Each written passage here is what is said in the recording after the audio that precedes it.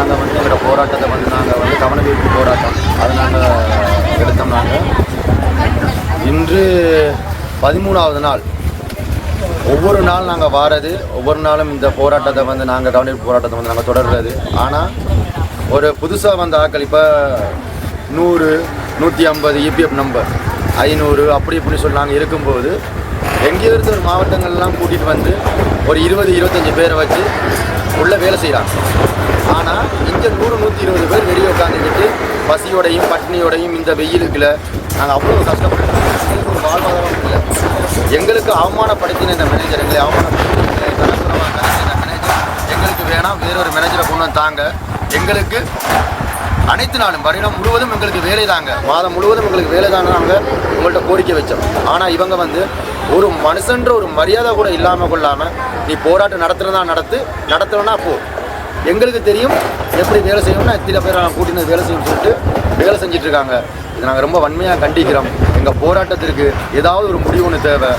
யாராவது ஒரு கட்சி சேர்ந்தோ கட்சி சார்ந்தோ இல்லைன்னா இந்த தமிழ் கட்சிகள் எவ்வளோ இருக்குது, எங்களுக்கு வாங்க முன்வந்து எல்லாரும் சேர்ந்து இதுக்கு ஒரு நல்ல ஒரு தீர்வு, நல்ல ஒரு முடிவு ஒன்று எங்களுக்கு நீங்கள் தரணும். 14ஆம் தேதி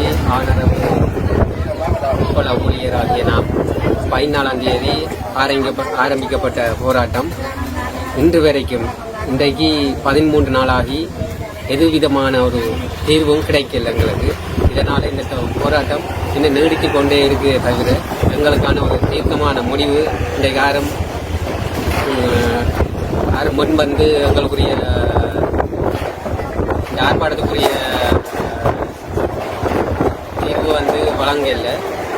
மேலும் எங்களுடைய இந்த மாதம் 1ஆம் தேதியிலிருந்து இந்த மாதம் நாங்கள் எங்களோட ஒப்பளவை எங்களுடைய கடமையை நாங்கள் சென்றதான் எங்களுக்கு தொடர்ந்து இந்த போராட்டத்தை முன்னெடுத்து செல்றதால எங்களுடைய குடும்ப அத்தியாவசிய தேவைகளை வந்து பூர்த்தி செய்யாத நிலைமை உள்ளது. ஏன்னு சொன்னால் தொடர்ச்சியான தீர்வு எங்களுக்கு கிடைக்கல, தீர்வு கிடைக்கணும் என்று சொல்லித்தான் நாங்கள் இந்த போராட்டத்தை முன்னெடுத்தினாங்க. இதுவரைக்கும் தீர்வு வந்து எட்டப்படவில்லை. இதனால் நாங்கள் எங்களுடைய தொழில்களை வந்து நிரந்தரமாய் கொண்டு செல்லாத தொடர்ச்சியாக இந்த போராட்டத்துக்கு வருகை தர வேண்டிய ஒரு தேவைக்கு நாங்கள் தள்ளப்பட்டிருக்கின்றோம். வீடியோ பார்க்குற எல்லாரும் லைக் பண்ணுங்க, ஷேர் பண்ணுங்க, மறக்காம சப்ஸ்கிரைப் பண்ணுங்க.